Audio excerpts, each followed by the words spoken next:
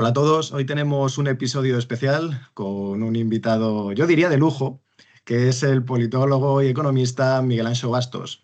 Es profesor, autor y referente del pensamiento liberal y libertario, y Bastos es conocido además también por su visión crítica del Estado y su defensa del libre mercado. En esta conversación vamos a abordar un tema clave en la política que a veces no se toca del todo, que es la relación, la dinámica entre la mentira y su papel con el poder político. Esto es, hacernos preguntas sobre si es la política posible sin el engaño, sin la facultad mendaz, o hasta qué punto las sociedades aceptan o incluso premian que sus líderes mientan, ¿no? Buenos días, Miguel, y repito, muchas gracias por compartir tu tiempo. Muchas gracias a usted por su amabilidad. No, siempre la amabilidad será mía, Sí, profesor. Hablar de política y mentira es hablar de una larga tradición sobre, diría, el buen o el mal gobierno de una sociedad, ¿no? Referirse a la sí, política, pues son casi contrapuestos, porque puedes tener por un lado argumentos, persuasión, virtud, retórica, y luego sí, por otro lado puedes tener la manipulación, la conspiración, la traición sí. para resolver los asuntos de la comunidad. Precisamente lo que le quiero preguntar es, ¿el poder político es el monopolio del uso legítimo de la fuerza? Eso es lo que Sí, siempre hemos aprendido en las facultades y tratamos de sí. enseñar. ¿Pero también sería el monopolio de la mentira? Esa sería una primera pregunta. Es gran pregunta, pero el monopolio de la mentira obviamente no. En el sentido que el ser humano puede mentir no solo en relaciones estatales, sino en otro tipo de relaciones amistosas, amorosas o relaciones comerciales. Es decir, el Estado no tiene necesariamente por qué ser el monopolio de la mentira. Eso sí, la mentira expresada por el gobierno tiene como un plus de legitimidad. O con un plus de veracidad. Eso es lo que sí que podríamos decir, porque desde pequeños se nos enseña que hay como un saber oficial. En estadística o en ciencias sociales se nos dice que hay unos datos oficiales, los demás son como subjetivos, son dignos de interpretación, son algo que no, que al final responde a la subjetividad del autor, no es algo que sea cierto. En cambio, los datos del Estado son algo como inmaculado, neutro, etcétera. Y los datos y las expresiones, digamos, o las afirmaciones, en cualquier sentido, de los expertos de las personas, digamos, que hablan en nombre del Estado, tienen también como más legitimidad. Si nos acordamos de la pandemia, ahora que vuelve a estar de moda, vemos como que había unos datos oficiales, que lo que decía el experto del gobierno era lo que había que hacer. Y si el gobierno decía que no se podían poner mascarillas, no se ponían. Si había que poner mascarillas, se ponían. Si el virus iba por el contacto, era por el contacto. Después iba por el aire, era por el aire. No hubo casi discusión. Había como un saber oficial y todo se amoldaba a lo que el gobierno decía. En ese aspecto, sí. No es que tenga el monopolio, todo el mundo puede mentir, ¿no? Pero digamos que el sistema escolar también refuerza eso, en el sentido de que hay como un conocimiento qué es lo que entra, qué es lo serio, en las facultades también, lo serio, lo que entra, lo que Sí, forma sobre eso parte sí del que quiero currículo, además y lo luego demás profundizar como que más. es accesorio, ¿no? Entonces, el conocimiento que está en el plan de estudios, que viene sancionado por, digamos, por el gobernante, es el plan de estudios bueno, es lo que hay que saber, ¿no? Pero eso en todos los niveles de enseñanza, desde la primaria hasta la universidad, ¿no? Entonces, es como, igual que, por ejemplo, los temarios de oposiciones. Eso es lo que hay que saber para ser un funcionario. Precisamente quiero incidir un poco Que no quiero más decir en... no tiene que porque ser mentira lo que están enseñando. Cuidado, No, digamos, claro. que nos enseña que lo que viene del gobierno es como más veraz.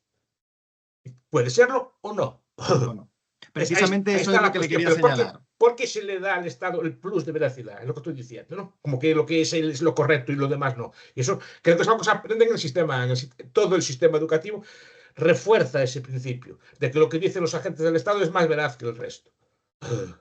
Pero precisamente los... O sea, voy a incidir un poco más el dedo en la llaga. Los destinatarios, que es el pueblo, al final son los que sustentan la legitimidad de los gobiernos a partir de la creencia. Es decir, Sí, la legitimidad de un gobierno se basa en la creencia del destinatario de la norma sí, o del poder político. sí, Si precisamente el destinatario del poder político cree que están legitimados, es decir, que la mentira de ellos es tolerable, por lo tanto, es, es rentable ser cínico, es rentable ser hipócrita con el gobierno y no con los demás, y si acaso con los muy allegados, como pueden ser familiares, de una manera u otra no se les está dando un poder que en otro caso el ámbito privado no tiene. Es decir, no habría de una manera u otra un monopolio legitimado por la hipocresía, por el cinismo del propio destinatario del poder político. Quiero incidir un poco más ahí a ver, en esa el perspectiva. destinatario ya bastante tiene que sufrir como para andar con estas cosas, pero normalmente también como el Estado moderno recoge muchos de los atributos de Dios, o se pretende, o recoge, y eso ya Carl Smith y otros ya hablaron de esto, en el sentido de que se entiende que si Dios es bueno no puede mentir, el Estado es bueno y no puede mentir. Entonces, claro, de ahí viene. Lo que pasa es que el Estado no se puede distinguir. El Estado no es distinto de las personas que lo componen.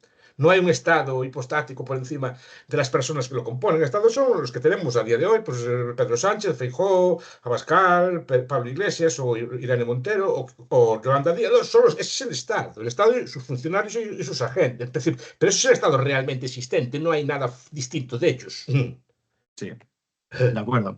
Por otra parte, he incidido antes en que, a ver, es evidente que el poder, o sea, la política no es sino la lucha por el poder. Estos autores ha mencionado a Carl Smith, pues Carl Levenstein también lo ha desarrollado en muchísima más profundidad, ¿no? Sí. Como al final ese poder escondía como la idea de un contrato con el diablo, poco más o menos, ¿no? Y como antítesis, parece ser que en cuanto a las dinámicas sociales o dinámicas de las relaciones sociales que se acaban desarrollando, ¿no? Tenemos el ámbito privado. ¿Por qué? Porque en el ámbito privado, si el mercado premia la veracidad en las relaciones comerciales, no hay nada mayor o más ejemplificador, ¿no? Que ese pacto entre comerciantes dándose la mano. ¿Por qué los votantes entonces van a seguir premiando ese autoengaño? Es decir, ¿por qué tienen más tolerancia al riesgo moral existente dentro de la propia capacidad del poder político? Tal vez porque pueden granjearse algún resultado. Otra vez, la idea del cinismo. Del empresario no puedo obtener nada porque tengo que pagar lo que requiere que yo dé un valor al mercado. En cambio, con el poder político, yo ya, como tengo dignidad, tengo valor en sí mismo porque introduzco un voto que en términos macro no valdría nada porque al final no determina mucho. Esa sería como la idea, ¿no? Si al final los votantes siguen premiando el autoengaño, ¿por qué se explica No es entonces? que premie el autoengaño. A ver, primero el mercado sí que premia la honradez. No dice que necesariamente a priori tenga que ser más honrado, pero sí que premia la honradez. Y esto también es un tópico porque muchas veces se invierten los valores. Parece que el gobierno es el honrado y el que dice siempre la verdad, el comerciante ya es a priori el mentiroso. ¿No? Y eso creo que cabría discusión, ¿no? Digo por las propias formas, porque el mercado Sí, premia al que no miente. Eso lo explica Max Weber, si no recuerdo mal, en Economía y Sociedad, cuando habla sí, de una secta que tenía prohibido mentir, que tenía muy taxativamente prohibido mentir, porque al final era la que todo el mundo le iba a comprar, porque sabía que no te iban a engañar en el peso, ni en la calidad, ni en nada. Al final la honradez compensa. Pero ¿qué pasa? En la política, no, porque en la política primero no se le llama mentiras, muchas veces le llama cambio de opinión. A ver si me explico. Yo le echo la culpa mucho a Burke y a los teóricos de la representación. Antiguamente había el mandato imperativo, se daba el mandato imperativo. El gobernante tenía que hacer y votar, o sea, el representante, que era un procurador, tenía que ir allí con el voto que venía de casa, los ciudadanos de Zamora, de Toro, donde fuera, de Palencia, decidían una cosa y mandaban un procurador a las Cortes, pero con el voto ya decidido, no podía cambiarlo, ¿no? Pero porque empieza a hablar ya en el discurso de los electores de Bristol, empieza a hablar ya de la representación, de que el representante, el diputado, el parlamentario, representa a toda la nación. Entonces, y él no va con un mandato imperativo, sino que va con una especie de mandato. Que mandato no, es él que representa, no va representando una política, no va representando una decisión, ya va con él. Entonces, claro, él puede, digamos, decidir lo que quiera y puede votar incluso algo contrario a lo que había prometido en su campaña. Y no es que se premie, es que no se considera como un cambio de opinión o de política. Lo estamos viendo con todos los gobernantes. Con todos los gobernantes. Yo, aquí este tipo de cosas no me gusta hacer política, ay, qué buenos son unos y nosotros. Yo veo con todos los gobernantes en España se ve que cambian de opinión, no prometen una cosa en las elecciones y, y hacen otra contraria. Porque eso también tiene que ver, no es que premien ese tipo de actitudes, que el voto no es a favor de, el voto es contra A.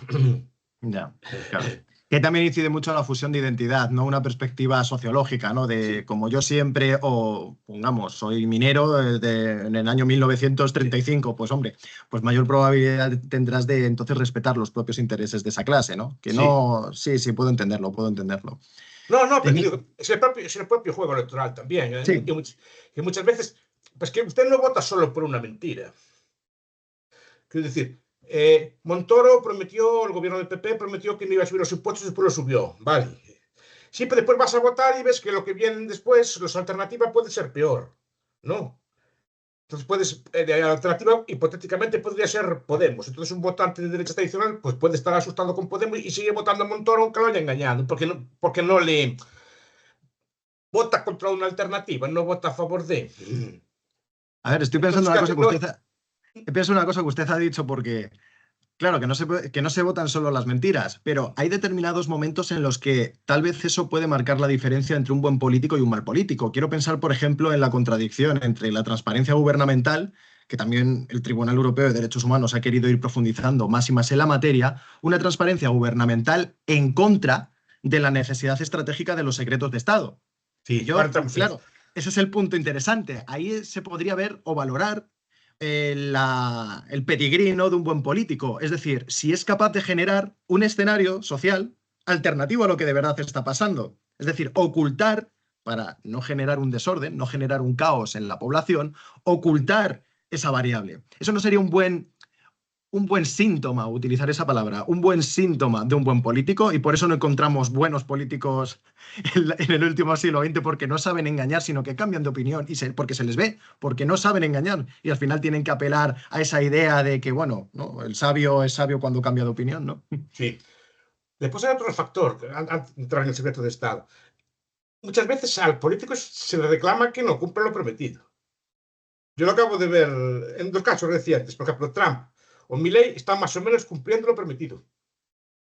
Está toda la prensa, yo veo toda la prensa escandalizada porque no quiere que cumpla lo prometido. Porque parece que no le gustan las políticas que están haciendo, pero si fue lo que prometió. Pero parece que llevar a cabo lo prometido sería como un abuso. No parece como que si no tiene por qué ir en serio. Entonces, pues, cuidado que también con eso. Es decir, no solo es que muchas veces el elector o así perdone la mentira, sino que a veces pide que incumplan no la mentira. El incumplimiento de promesas no es una mentira en estricto senso. Ahora, el secreto de Estado tampoco es una mentira. A ver, son aquellos viejos debates de la Arcana Imperii, es decir, de ocultar cómo funcionan los estados por dentro, cuáles cómo son los misterios que tiene el Estado y todos Sí, la los política secretos, ¿no? invisible. Porque parece que Sí. hay como un interés que es distinto del Estado, que es del resto de la población, que la población es lo suficientemente incapaz como para conocerlo, para conocer las cosas como que se asombraría. Y por eso, por ejemplo, hay archivos que en España sobre todo, en otros países no. Una vez, creo que hablando con un archivista, un experto, un historiador, dice que en España sí que hay archivos que no se pueden abrir.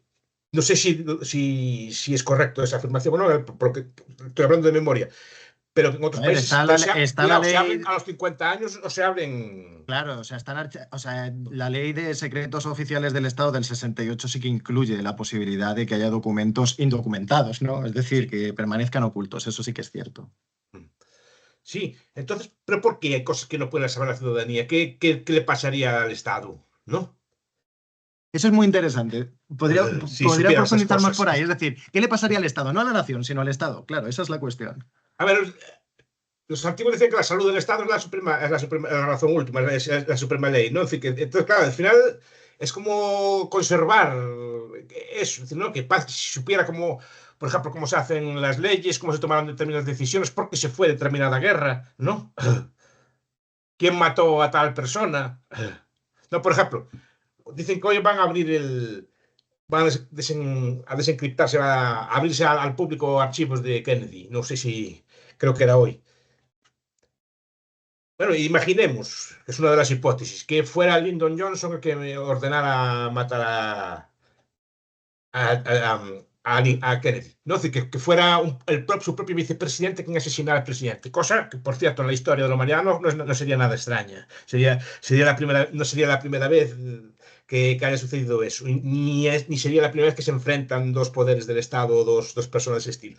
Pero claro, parece que eso hay que ocultarlo, como parece que no podemos decir que nuestro presidente fue un criminal, que nuestro presidente llegó al poder con este tipo de forma. Parece que la legitimidad de la institución, ese aura sacra, ese aura tal, se diluiría. Entonces parece que por eso muchas veces todos los países inventan historias blancas y siempre fuimos buenos de la noche de los tiempos. No digo porque estaba leyendo ahora estos días un libro de Samuel Smiles, ¿no? Un autor británico, verde. No tiene que ver con otros temas, es un moralista, ¿no? Entonces hablaba de España y todo. Felipe II era el peor de los reyes, un criminal, un sanguinario, tal de. Vamos a ver, pero aquí me contan todo lo contrario. No, y no sé cuándo los dos tienen razón. Yo no soy historiador ni me quiero meter en estas batallas, ¿no? Pero parece que parece que nosotros nos dan una historia y parece que fuera dan otra, ¿no? O sea, de nuestros hechos desde fuera se habla de otra forma. Puede ser que por propaganda, pero puede ser también que a lo mejor también nosotros tenemos una historia muy blanca. Es decir, porque los estados a sí mismos se blanquean también, porque su propia legitimidad de origen. De hecho, por eso, cuando Joran Azzoni, en La virtud del nacionalismo, habla del cuento de la cigüeña, ha referido al Estado, y que como los teóricos del Estado intentaron buscar un origen inmaculado al Estado, igual que nosotros a los niños decimos, se le decía antes que venían de una cigüeña, que lo traía de París, estas cosas así. Parece que el origen del Estado está sujeto también a los mismos tabús, no quieren decir de dónde viene. Entonces parece que hay que decir que viene como de una cigüeña de París, que es un origen, un contrato, una cosa así, ¿no? Antes un origen divino es una especie de contrato o algo así social. Las personas que los españoles en algún momento mítico decidieron juntarse, de ceder soberanía, algo así, ¿no? Es decir, que no cuentan la verdad, no cuentan los crímenes que llevaron, las guerras que hubo, todas las cosas que hubo para llevar hasta actual estado. Es decir, ¿no? Precisamente eso Y que me está usted parece que hay que señalando, blanquear al origen, ¿no? lo que usted está señalando es interesante porque entiendo que la teoría del contrato social al final es una burda explicación para un momento histórico en el que pues, puede tener su eficacia, que la tuvo, para justificar pues, ese crecimiento, esa evolución del Estado moderno. La cuestión es la siguiente y se lo quiero plantear, sobre todo con este concepto de tabú, de mito, sobre el que estamos más o menos rodeando la conversación. Toda la teoría del constitucionalismo, digamos, de este siglo XX, se basa evidentemente en el carácter supremo de la norma constitucional. Y siempre a la hora de estudiar la Constitución y toda la teoría de la Constitución y del Estado, siempre he encontrado como que la teoría del contrato social trató de legitimar algo desde la imaginación y la Constitución por fin legitimó las teorías del contrato social. Es decir, como que fue evolutivo hasta que por fin la teoría del contrato social logró encontrar su representación a futuro, que era la Constitución, ¿no? Como una especie de que efectivamente por fin tenemos esa teoría del contrato social representada en la realidad. La cuestión es, y esa es la pregunta, ¿hasta qué punto la educación estatal, usted lo ha mencionado antes, o hasta qué punto la educación en sí ha contribuido a considerar que hay mitos necesarios para la supervivencia del Estado? Y como segunda pregunta vinculada es, ¿y si la Constitución es uno de ellos? O la supremacía de la Constitución, teniendo en cuenta cómo estamos con Cataluña y cómo se salta en la Constitución a la torera. Esa sería la cuestión. Sí, claro, a ver, siempre hay como una especie de mito de origen. De hecho, si se fijan, yo muchas veces lo que se explica en España es la España de hoy aplicada para atrás. No la España que había antiguamente, porque antes ni siquiera se pregunta, se podría hablar de España, sino que por pura lógica, la gente que vivía en aquellas tribus no podía tener un concepto de España porque ni siquiera sabían, no conocían el territorio, no tenían forma de conocer el territorio de España, ¿no? Conocían sus tribus. La España es un invento reciente, pero cuidado, si se legitima de hoy para atrás, ¿no? Entonces, y se crea una especie de mitos de origen, cuidado, que no es España solo, que no es por ser españolista o no ser españolista, todos los estados hacen lo mismo, tienen así como como se decían los franceses, nuestros antepasados, los galos, y lo explicaban en África, estas cosas todas así, ¿no? Es decir, que era ese mito de origen. Entonces, se va haciendo y se va creando, se construyeron pues, con mitos a posteriori, como la llamada Reconquista, etcétera, se fueron creando una idea de una España así como que su destino era estar así junta, ¿no? Y culmina efectivamente en los procesos constitucionales, que hubo unos cuantos, ¿no? Pero el problema es que los procesos constitucionales y te parece como si se juntaran todos para hacer la construcción en ese momento. Espera, pero cuidado, ¿quién se junta? Esto es como el dominó que se barajan las fichas y quien quiera apuntarse a eso se apunta ahora y se crea todo de cero o se parte de una realidad preexistente o se parte de un estado preexistente y ese estado preexistente escribe una constitución a su imagen y semejanza. ¿No? Ujú. Porque dijeras, si es un pacto libre, dice, ahora no, vamos a hacer una constitución, ahora cada uno de vosotros marcharos y quien quiera juntarse en España, que se junte, quien quiera juntarse con Portugal, que se junte, o quien se quiera juntar con Francia, que se junte, quien quiera montar su propio Estado, que lo haga. Pudo hacerse. Entonces no es un verdadero contrato. Contrato sería que todos quedamos como libres, digamos, de contratar y decidiéramos asociarnos en ese momento constituyente como quisiéramos. No, se parte de un Estado preexistente y cedemos ese Estado preexistente que vota que sí o que no a esa Constitución. No, ¿Y cuál es el sujeto? Pues el sujeto es el territorio que dominaban los gobernantes de España pues en ese momento concreto. Precisamente, Pero claro, en lo que... como mito está bien buscado. Aparte que si nos ponemos exquisitos, buena parte de la política española no votó, la mayor parte de la política española no votó o no tuvo decisión en esa constitución. A ver, precisamente lo que tiene que ver con toda la mitificación de la Constitución procede en tanto en cuanto o sea, yo no veo tanto el problema en la forma, como algunas ideas políticas que quieren trasladar ahora, que el problema sería la propia forma del sistema. A ver, el parlamentarismo, pues evidentemente es mejorable, ¿no?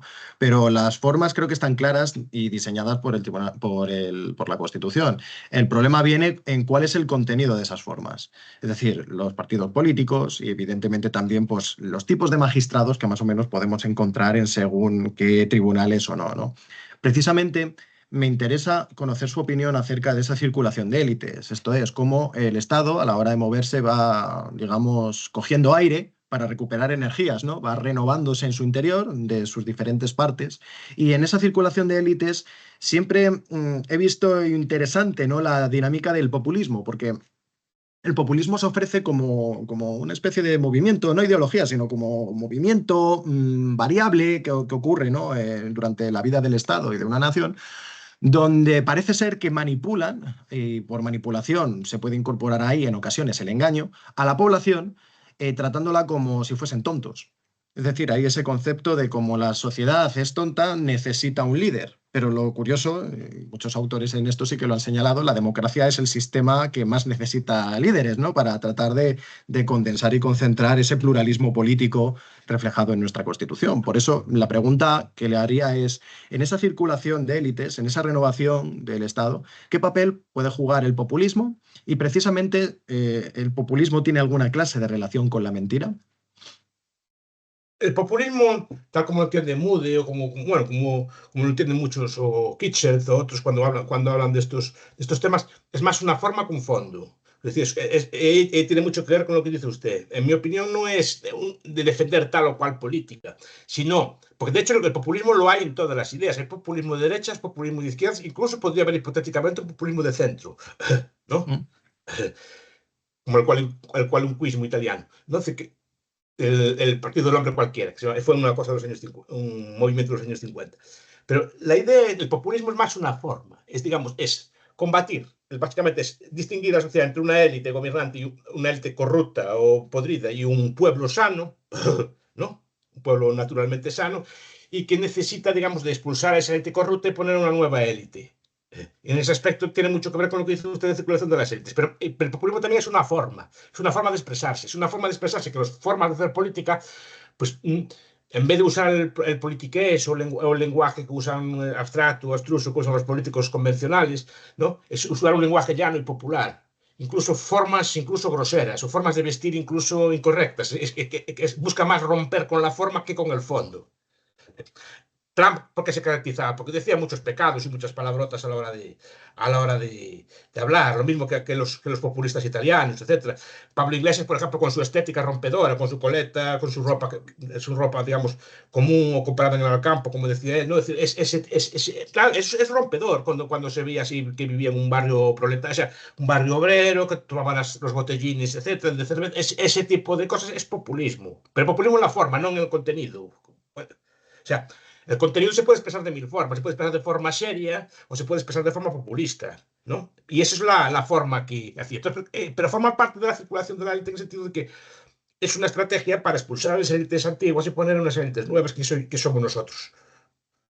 Hasta Pero que, me, las, hasta que las élites populistas se transforman claro. por la ley de hierro de las oligarquías que hablamos tantas veces, se transforman ellos en élite, ¿no?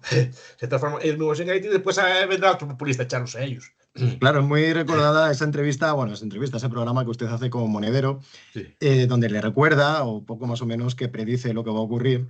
Y ese es muy interesante porque, a ver, si estamos hablando de que se debe de sanear el sistema para recuperar un poco ese carácter representativo que al fin y al cabo es lo que legitima al Estado democrático, ¿no? Se echa un poco en sorpresa, o sea, sorprende que todo el que se introduce dentro de la maquinaria, y por decir maquinaria lo digo con toda la palabra, ¿no? En toda la maquinaria del gobierno, parece que uno al final se queda atrapado entre ruedas y palancas y no sale Sí. de ahí nunca. Es decir, ejerce como un sentido de corrupción. Y claro, uno tiene pues ese referente en la época romana de Cincinato, que se fue, o eso dicen, que se fue después de haber tomado la dictadura por medio de, para los patricios y plebeyos, separarlos y luego se encuentra que el caso más parecido es Mariano Rajoy. Y claro, uno dice, pero ¿qué es lo que sucede con la política? ¿Nos podría decir algo sobre eso, lo que se haya podido estudiar en materia de politología o sociología? A ver, El por qué el poder resulta tan bueno, porque, adictivo. porque algunos yo he leído, no lo sé, su rigor científico, que incluso tiene ciertos aspectos de adicción, que despierta no sé qué hormona, que claro, usted se levanta, son todo adulaciones, usted cualquier cosa que dice abre los periódicos, todo el mundo lo comenta, todo el mundo habla, tiene una serie de honores, que se relaciona, digamos, cuando llega a una cena, no espera a que llegue usted para cenar y se ponen todos de pie, tiene siempre el mejor sitio de honor. Cuidado, muchas de esas cosas no pueden ser compradas. Es muy difícil comprarlo. Es muy difícil que usted pueda comprar. Es decir, que ahora me apetece que todos los niños de España lean tal libro y todos los niños de España leen tal libro. Eso lo puede hacer un presidente del gobierno. Pero no lo puede hacer uno muy rico, por ejemplo. ¿No? Es decir, ese tipo de cosas, pues tiene, mucha gente le gusta el poder, tiene su atractivo y también el poder atrae determinado tipo de personas. O sea, es una atracción mutua, ¿no? Atrae determinado tipo de personas que son ambiciosas, que les gusta, pues mandar, supongo que le gustará a todo el mundo, pero claro, hasta estos extremos de querer bajo qué concepto, eso ya es más, digamos, más extraño de ver. Pero claro, una vez que se mete uno en el poder, se encuentra, digamos, con un conjunto de reglas no escritas que le llevan, digamos, a actuar de forma conjunta. Recordemos que el Estado internamente es anárquico y solo se puede ordenar, digamos, por reglas o normas no escritas, ¿no? De los antiguos códigos de honor o de caballería, pues reglas de silencio, de omertá, etcétera, es decir, que no se delatan unos a los otros, que hay unas reglas, digamos, de actuar en apoyo mutuo entre todos ellos, ¿no? Porque cualquier poder implica que cuando alguien se levanta o alguien desobedece al poder, el poder cae unido sobre él.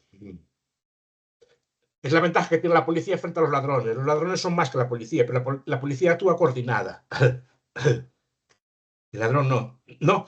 Entonces, el poder actúa coordinado también y tiene una lógica de solidaridad entre ellos, ¿no? Tienen reglas no escritas, es decir, son impunes legalmente, en el sentido de impunes legalmente, no que son impunes legalmente, sino que tienen jueces especiales, jueces que muchas veces nombran ellos mismos. ¿No? ¿No? Y tienen unos sistemas de justicia distintos y tienen unos plazos distintos, e incluso muchas veces se pueden indultar a sí mismos. Digamos que porque operan como una élite distinta del resto, pero sí, operan muy bien engrasada, y operan engrasada básicamente por ideas o por dinero. Lo Es explicó importante eso Andrei que usted Sinkevicius señala, hace sí. tiempo. ¿Qué? Porque es importante eso que usted señala, sobre todo porque me gustaría, a ser posible, que, a ver, es muchísimo, claro, pero que lograse condensar precisamente cuál es la función ahí que la teoría de la separación de poderes ejerce. Porque, claro, estamos aquí hablando realmente de creencias. El destinatario tiene que creer en el poder, pero es que los que están en el poder también se tienen que creer diferentes, ahí la diferencia, ¿no?, entre gobernante y gobernado, como que se Sí. tiene que existir esa diferencia social para que ellos, digamos, asuman el coraje de tomar las decisiones que de verdad tienen que tomar y que no cualquiera vale. Si estamos hablando de creencias, entonces como que esas teorías científico-políticas como la separación de poderes parece que realmente no serían tan importantes. Por eso esa duda es la que me sirve para recuperar la pregunta. ¿Qué sería o cuál es el valor de la separación de poderes dentro de este ámbito político? El problema es si puede haber separación de poderes dentro del Estado. Y yo creo que no. Puede haber separación de poderes si hay poderes desde fuera del Estado. Por ejemplo, si los jueces fueran como eran antes señores nobles, pero fuera digamos, del ámbito real, que tienen cosas, el juez o el hombre santo, o el cadí, que fuera tenían capacidad de tenían capacidad de juzgar, porque están fuera del poder del Estado. Desde el momento que los jueces son un funcionario, tiene difícil, aunque tiene cierta autonomía, tiene difícil control, porque al juez lo pueden ascender, lo pueden jubilar. le pueden mover la planta, todo legalmente. Es decir, no, no, estos casos ahora pasan a una fiscalía anticorrupción, ya no son suyos. Es decir, por ejemplo, no, pasan a una fiscalía de una audiencia nacional, ya no son suyos. Es decir, le pueden cambiar la planta, la planta jurídica, puede cambiar un montón de cosas legalmente. Entonces, o simplemente, como se hace en España, si un juez molesta, se le asciende. O se le cambia de destino, o se le cambia de cosas. Es decir, en España se hizo históricamente así. No tiene por qué ser necesariamente eh, como en otros países así, que se reprime o así, ¿no? Entonces, es un viejo debate sobre si, por ejemplo, en un sistema de partidos, quien controla un partido, el partido de gobierno, no controla al mismo tiempo el ejecutivo, el legislativo y parte del judicial, por lo menos parte de la judicatura. Sobre todo en los sistemas parlamentarios como que se ve más claro, ¿no? Porque al final el Ejecutivo y el Legislativo no es que estén separados, sino que el Ejecutivo es derivado, ¿no? O sea, que realmente esa separación no es tan clara. Pero, por ejemplo, sí que quiero pensar en el modelo de los Estados Unidos, ¿no? El sistema parlamentarista, o sea, presidencialista. Realmente, si Estados Unidos ha podido soportar el peso que Donald Trump ha tenido en según qué políticas, eso no quiere decir que al menos la separación de poderes y esos pesos y contrapesos de una manera u otra dentro del Estado sí que tiene cierta funcionalidad. Es decir, Claro, tiene tal vez no sea cierta, la más eficiente, pero sí que tiene tiene. cierta funcionalidad, pero siempre, normalmente acaban poniéndose alguno de los poderes, ¿eh? Ujú. Sea cual sea, es decir, pero acaban poniéndose alguno de ellos. Y hay ejemplos históricos. Cuando los jueces fastidiaban a Lincoln, perdón, a Lincoln, fastidiaban a Roosevelt, Roosevelt buscó mil argucias para callarlos. Hasta llegó a plantear incrementar el número de miembros del Tribunal Supremo para nombrar el tres más y tener mayoría él. Y pensamos que el Tribunal Supremo, por ejemplo, es nombrado políticamente. Sí, sí, sí. ¿No? Y la propia guerra entre Jefferson y Adams con el caso Marbury versus Madison, que ya de primera, desde el inicio, ya encontramos esos intentos de influencia. Es que Sí, es ahora que veo a Trump que tiene como dominado a los parlamentos. En el sentido que sí. los parlamentarios como que le son muy fieles. Es decir, aunque en un sistema americano no es un sistema de partidos como el nuestro, sí que le son muy fieles y los tiene muy controlados. Y yo veo que en España el Ejecutivo controla su grupo parlamentario y controla el partido. No, no, no, claro, claro. Digo que es difícil desimbricar, separar, No, a porque ver, el principal yo es. creo que es más bien un mito. Aunque es un mito funcional, cuidado, y que tiene cierta importancia. Es decir, pero la Constitución, como hablábamos antes, aunque dije que tiene algo de mito también, hombre, es un invento civilizatorio. Fue un avance civilizatorio, algo fue. Es decir, en el sentido que las normas hay que seguir siguiendo este libro o siguiendo esto que está aquí escrito, aunque después se interprete como se dé la gana. Nos decían los americanos de la interpretación viva de la Constitución, que van cambiando según las Sí. circunstancias cambian. Al final, incluso la Constitución es mutable. Pero cuidado, no deja de ser un invento civilizatorio muy bueno. Y la idea de división de poderes es un invento, aunque sea una ficción también, un mito, una mentira, si quieres llamarlo así, muy buena porque puede ser, digamos, funcional. Claro, imprime carácter al que, por ejemplo, tiene que crear la ley, al que tiene que ejecutar la ley, al que tiene que aplicar la función jurisdiccional. Claro, al Y final. tiene que disimular. Ah, bueno, claro. No, a ver, pero el disimulo al final es como aquello decían no de la hipocresía, que Sí, al final se le rinde homenaje a la virtud. Porque tú no te puedes montar realmente como eres. Tienes que ocultarte. Pero al ocultarte reconociendo que no estás haciendo bien, que estás haciendo algo mal. sí, bueno, eso es de Maquiavelo, claro, al final. Que Sí, uno, que no vale con tener virtud, sino que tienes que aparentar no tenerla para ser más virtuoso, porque estás sí. tomando la decisión más correcta. El que es virtuoso, pues es virtuoso al fin y al cabo, ¿no? Claro, al final, o sea, la dirección a la que nos está llevando toda esta deliberación es resaltar muchísimo más dentro del ámbito político o del derecho constitucional la función que tiene el sistema de creencias porque parece ser, o sea, yo la conclusión que estoy extrayendo es que parece ser que el principio y el fin de todo lo que nos rodea desde un punto de vista político es la creencia del destinatario y del que aplica, es decir, asumir la diferencia entre gobernante y gobernado y principalmente asumir desde otra vez un sentido de creencia, de código deontológico, si queremos, los deberes asociados, como por ejemplo la separación de poderes. Esto es, si el tribunal, o sea, el único límite a la independencia judicial que he logrado encontrar en muchos expertos en materia de filosofía del derecho o derecho constitucional siempre ha sido uno, que es no lo hay. Es decir, no existe ningún límite a la independencia judicial.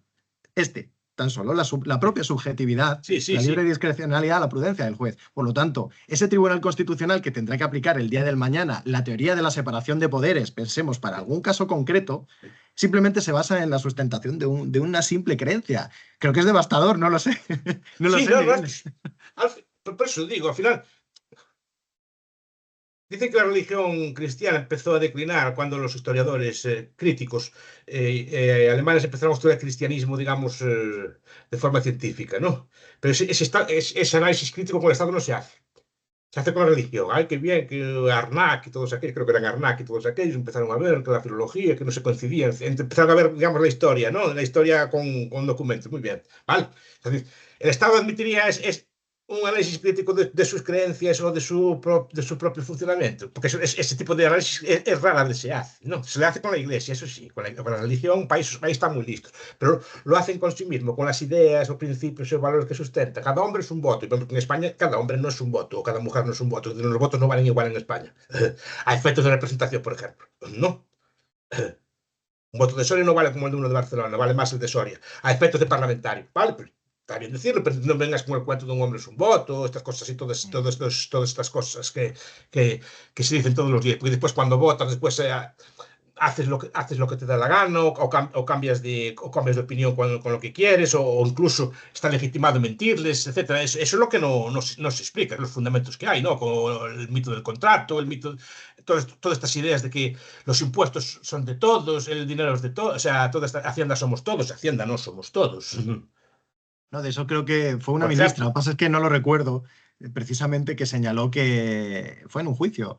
Y en plena vista lo que señalaba es, no, no, si eso era marketing, eso era pura publicidad. O sea que realmente, nuevamente, si servía otra vez para crear esa creencia de diferencia Sí. entre gobernante y gobernado, pues si es funcional, adelante.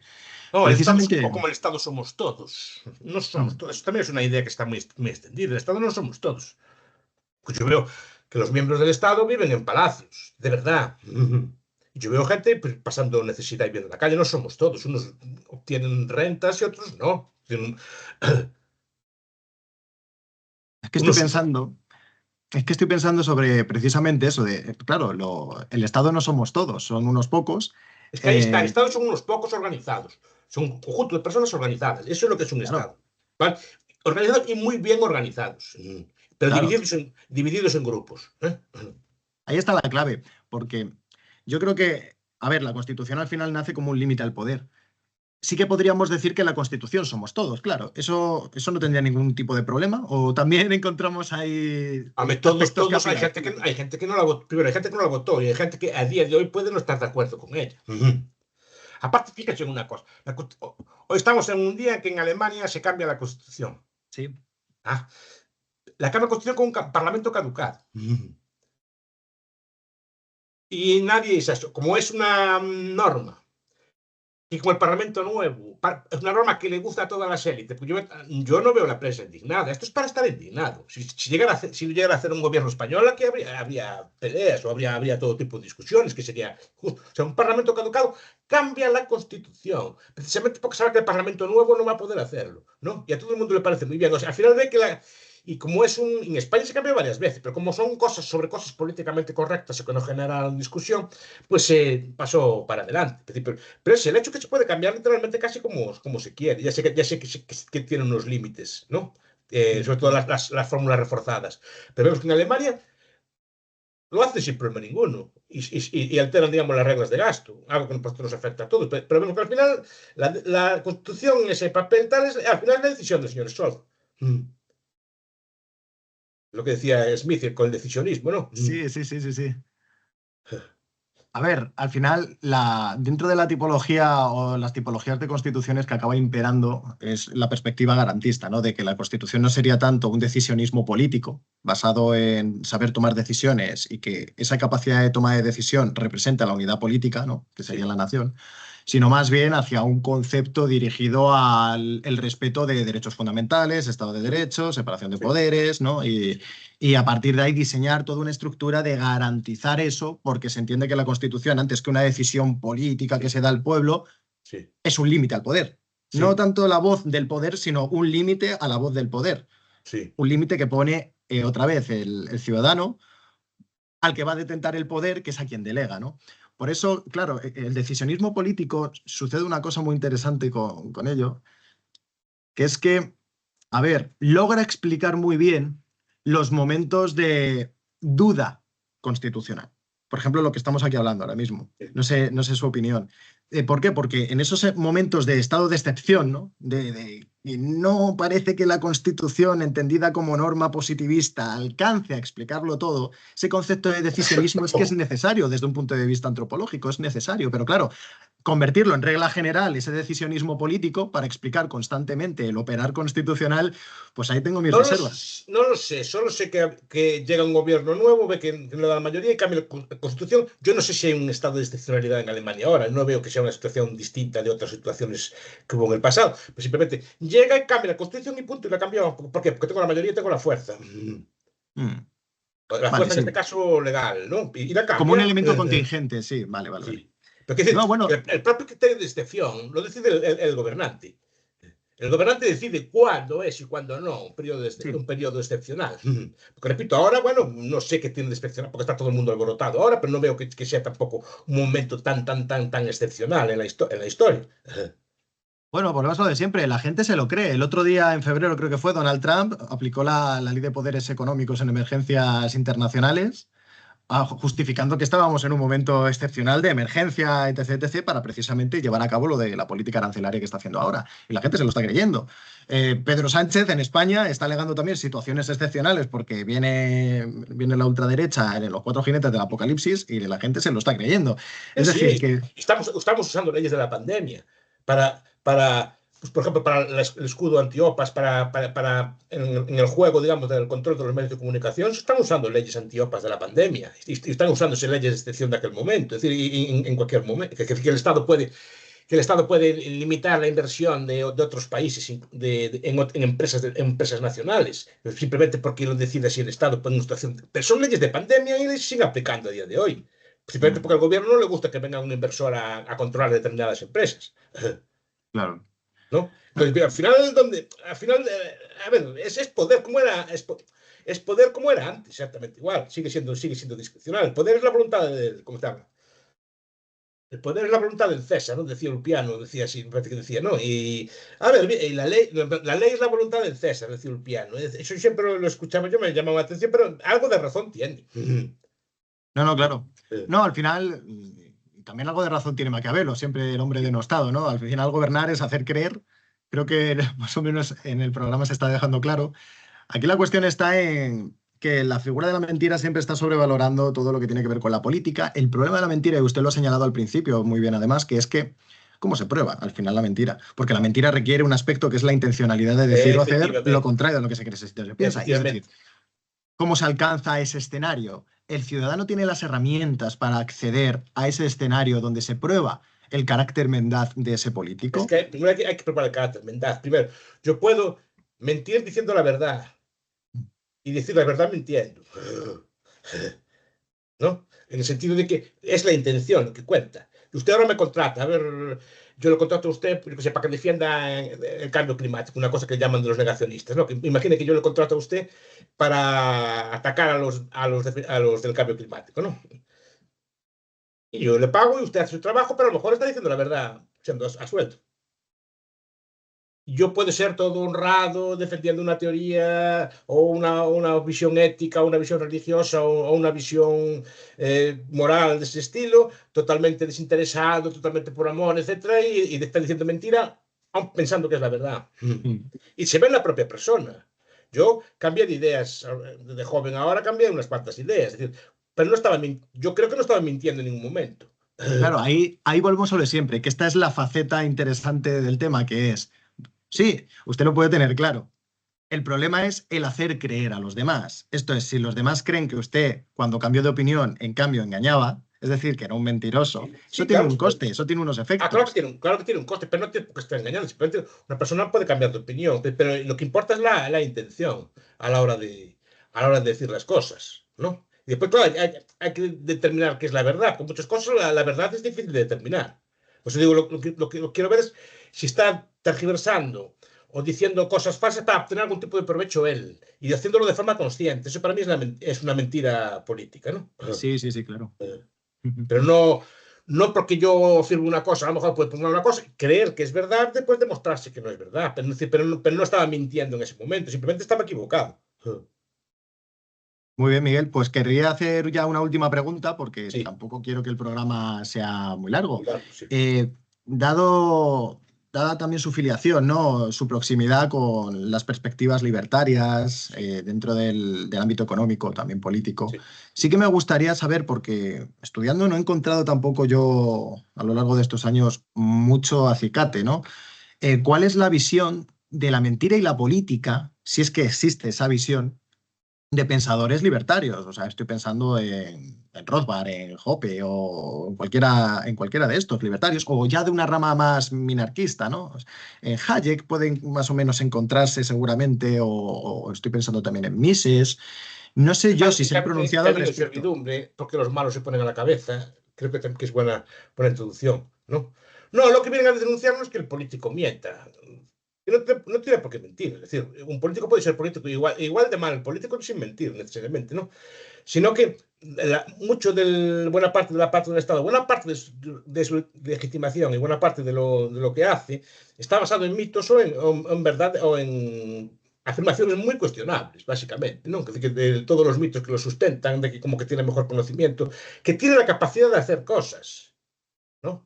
Von Babbage decía que el poder no puede derrotar a la ley económica, sino parece como si el gobierno pueda mañana hacer que se consigan cosas, mañana vamos a desarrollarlo, mañana vamos a ser ricos. No, no puede conseguir, esa capacidad no la tiene, ¿no? No tiene la capacidad de subir los salarios de la gente. Tiene capacidad en todo caso de repartirlos, pero no de subir los salarios de la gente, sino porque, ¿a qué espera? ¿No?